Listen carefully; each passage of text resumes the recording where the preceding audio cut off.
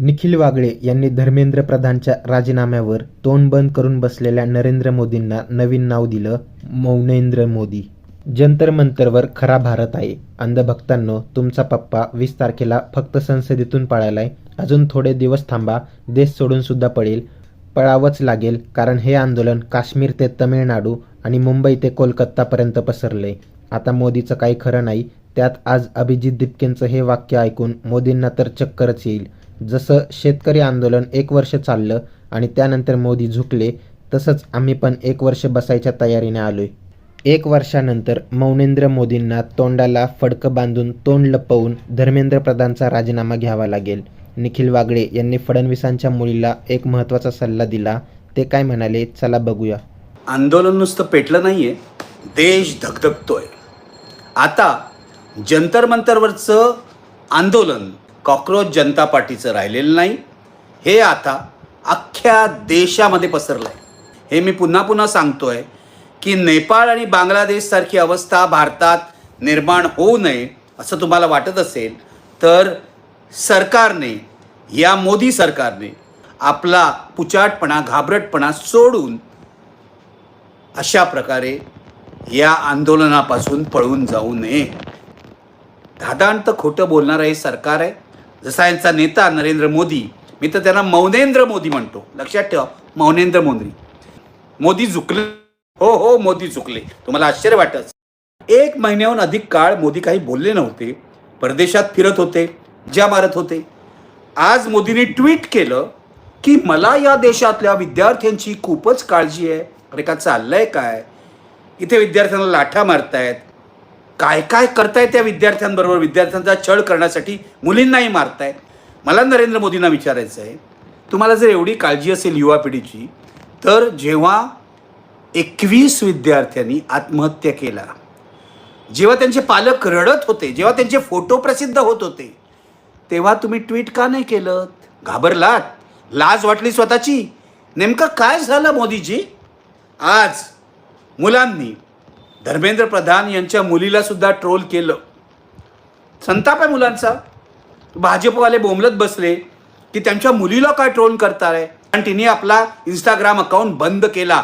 बापाच्या पापाची जबाबदारी नको, हे लक्षात घ्या. धर्मेंद्र प्रधानच्या पापाची जबाबदारी मुलगी घेत नाही, त्यांची पत्नी घेणार नाही. मग मोदीजी, एक राजीनामा घ्यायचा आहे, एक इस्तिफा का नाही घेत तुम्ही? कारण तुम्हाला भीती वाटते की एकाचा राजीनामा घेतला तर इतर अनेकांचे राजीनामे घेतले जातील. मित्रहो, मला एवढंच तुम्हाला सांगायचं आहे, हे भ्रष्ट सरकार आहे. यातले अनेक मंत्री भ्रष्ट आहेत. इथेनॉलचं प्रकरण काय चाललंय बघा. नितीन गडकरींपासून अनेकांचे राजीनामे घ्यावे लागतील. जे गडकरी स्वतःला उत्तम प्रशासक मानतात, त्यांच्यासुद्धा भानगडी बाहेर आल्या तर महाग पडेल. म्हणून मोदीजी घाबरतायत धर्मेंद्र प्रधानचा राजीनामा घ्यायला. मुद्दा असा आहे, मुलं उठणार नाहीत. आत्ता या क्षणाला जंतर मंतरवर हजारो मुलं आहेत.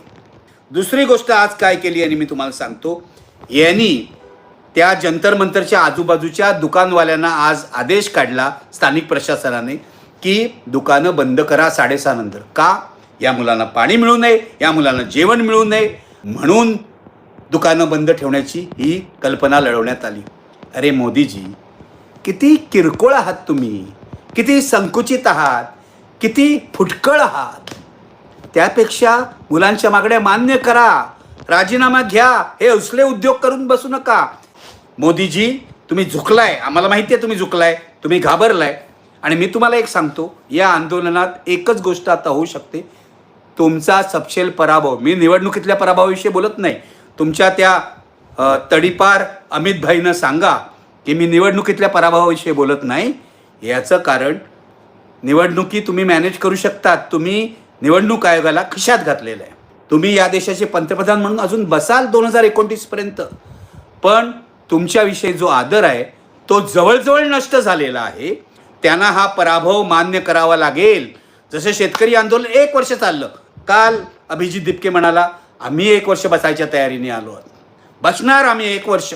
1 वर्षानंतर नरेंद्र मोदींना तोंडाला फडकं बांधून, तोंड लपवून धर्मेंद्र प्रधानचा राजीनामा घ्यावाच लागणार मोदीजी. हे लक्षात ठेवा. देश बदलला आहे, देशामध्ये तुमच्याविषयी चीड आहे. हे जर तुम्हाला कळत नसेल तर एक गोष्ट सांगतो. आज मी कोर्टात गेलो होतो, बांद्रा कोर्टामध्ये. आपली कोर्ट काय आहेत, तुम्हाला एकसारखी त्रास देत असतात. माझी एक डिफेमेशनची केस चालली आहे 2011 पासून. अजून सुनावणी झाली नाही बघा. 15 वर्षात अजून एकही सुनावणी झालेली नाही. तारखा पडत आहेत. मुद्दा असा आहे, आज कोर्टात काय झालं.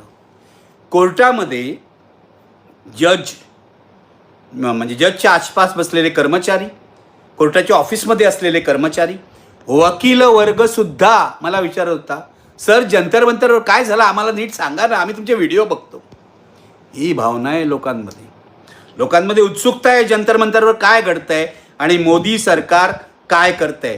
मोदीजी, याच लोकांनी तुम्हाला मतं दिलेली आहेत हे लक्षात घ्या गेल्या 3 निवडणुकीत. आता ही लोक तुमच्या विरुद्ध गेलेली आहेत. तुम्ही आज झुकलाय, मला माहिती आहे. आता तुम्ही हरणारही आहात. 3 वर्षानंतर या देशात मोठं राजकीय परिवर्तन घडेल अशी मला आशा आहे, असा माझा अंदाज आहे. लक्षात घ्या. उद्धव ठाकरे यांनी गेल्या काही दिवसात सगळ्या विरोधी पक्ष नेत्यांशी बोलणी केली.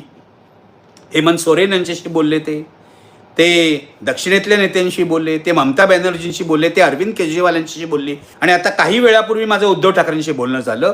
ते राहुल गांधींशी सुद्धा सविस्तर बोललेले आहेत.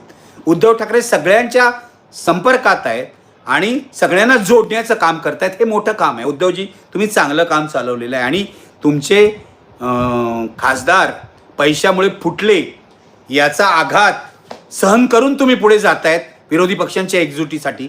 हे मोठं काम आहे. देश राज्य तुम्हाला कधीही विसरणार नाही.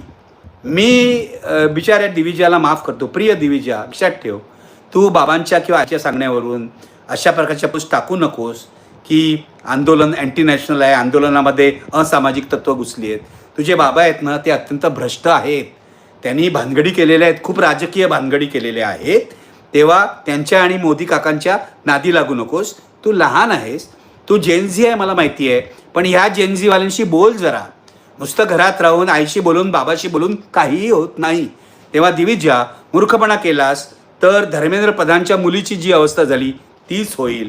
तुला अकाउंटसुद्धा बंद करावं लागेल. एवढं ट्रोलिंग होईल. कृपया ते करू नकोस. असं ट्रोलिंग झालेलं तुमचे लोक करतात, भाजपवाले. मलाही आवडत नाही, तुलाही आवडणार नाहीत. तेव्हा जरा शहाणपणाने वाग. जेनझी हुशार आहे असं आम्ही म्हणतो. तू हुशारपणा दाखव, तू स्वतःची हुशारी दाखव, चातुर्य दाखव, बत्थडपणा दाखवू नकोस. एवढंच मी तुला सांगतोय आणि वडीलकीच्या नात्याने सांगतोय. लक्षात घे, अजिबात रागाने सांगत नाही. तुझे वडील खूप चुकीचं करतायत. ते एकेकाळी चांगले होते, आता बदलले आहेत. तेव्हा त्यांच्या नादी लागू नकोस. एवढंच माझं तुला सांगणं आहे.